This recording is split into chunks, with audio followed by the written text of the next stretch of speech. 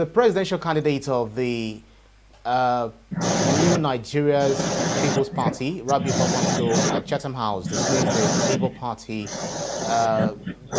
presidential candidate, describing it as a sectarian party, or the Labour Party as a sectarian party based on ethnicity and religion. In fact, it took offense at the question asked about the failed merger. What's your reaction to Mr. Kwankwaso's position? Well, I think that his reaction did not come to me as a surprise. I knew all along that the two parties could not work together because of differences about which of them was the more dominant partner in the relationship. As far as the Labour Party was concerned, his party was stronger than the NNPP, and for that reason, they didn't see any reason why Obi, for example, should be the running mate to Kwankwaso. Kwankwaso, as far as he was concerned at that time and up to now, the Labour Party was the inferior partner. And so the Labour Party should have been the one to produce the deputy, the vice presidential candidate of the in the event of the merger. So it was this battle for supremacy that made sure that the merger, as they wanted to call it, did not work. In any case, the window for a merger had slammed shut at the time both parties began talking about the possibility of a merger. They could still have worked together, but the possibility of a merger, in which case the two parties will come together and one, the inferior party, in inverted commas, will dissolve into the major party. That legally was no longer possible because the period for that to happen had already come to an end. So the issue of merger, in my view, was not even a possibility, legally speaking, because that window had closed. But they could still have found a way to work together. An understanding could still have been possible, which will see the two parties field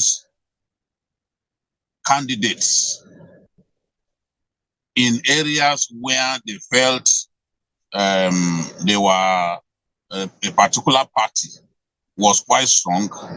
They could concede such positions. You know, for example, in the Southeast and the South-South, the Labour Party could be given the opportunity to produce candidates in those areas, while Labour, while the NNPP will be allowed to produce candidates in its own area of strength. That will have afforded Obi's Labour Party the opportunity, the working together will have afforded Obi's Labour Party the opportunity to make some inroads in the Northwest in the interest of both, in the interest of one union, that is, in the event that the two parties came together. But I remember that Kwankwaso dismissed notions that he should be the vice presidential candidate in the event of the two unions coming together. I would like to call them unions now. But he said, he was asking the question, what do I tell my people? That I have surrendered my position as the presidential candidate of the party to someone from an inferior party.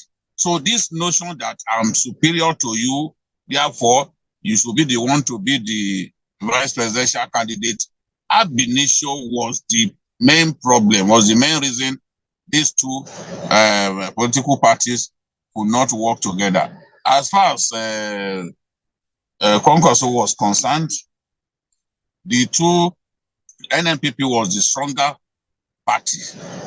And because it was a stronger party, it ought to have greater leverage over Labour Party. As far as it's concerned, the Labour Party was an ethnic contraption. He believes that outside of the Southeast, and to a little extent the South-South, that the Labour Party has no presence. So, and that is the point, has no presence in other parts of the country. And that was the point that he made during his Chattam House outing. As far as is concerned, because of the media hype that Labour was enjoying, you know, at that period when they were trying to come together, it was difficult for them to agree to work together. The point he didn't make was that they refused to agree to be the, to have Obi become the vice presidential candidate. And I really do not blame Obi, because a lot of people support him today because he is the standard bearer of the Labour Party. If he agreed, for example, to be the vice presidential candidate to the NNPP, of the NNPP, what would have been the difference between what transpired 4 years ago and what is going on now? I can tell you that Obi will not enjoy the kind of popularity that he enjoys in the Southeast, in some parts of Nigeria, especially Lagos, if he had agreed to be the vice presidential candidate to Rabiu Kwankwaso. So it's a question of a contest for supremacy between two parties that, in the context of Nigerian general elections, cannot be said to be popular parties. So, but as far as they are concerned, they've become popular during this electioneering season, and they are already seen themselves as capable of even winning the election. When you talk to the NNPP people, they will tell you that this election will come with a lot of surprises, and they are sure they are going to win. Interview Buba Galadima is going to tell you that no party can defeat the NNPP.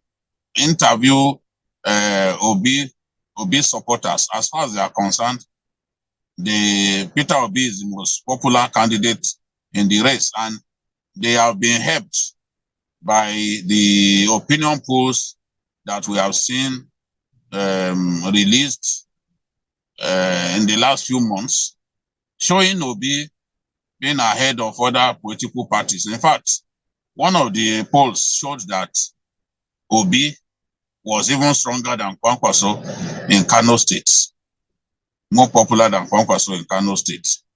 I've never had anything more ridiculous than that. I see myself to a large extent as a Kano man. I go there from time to time. I will never believe an opinion poll that places Peter Obi ahead of Rabiu Kwankwaso in a state like Kano. But it is what it is, and it is this notion that, look, we are very strong, where we can win the election, that makes making concessions to one another a lot difficult. And I'm not surprised at the angry manner Kwankwaso dismissed the notion that Peter Obi's Labour Party Right. is a national It, party. right. It is what it is, just like you said.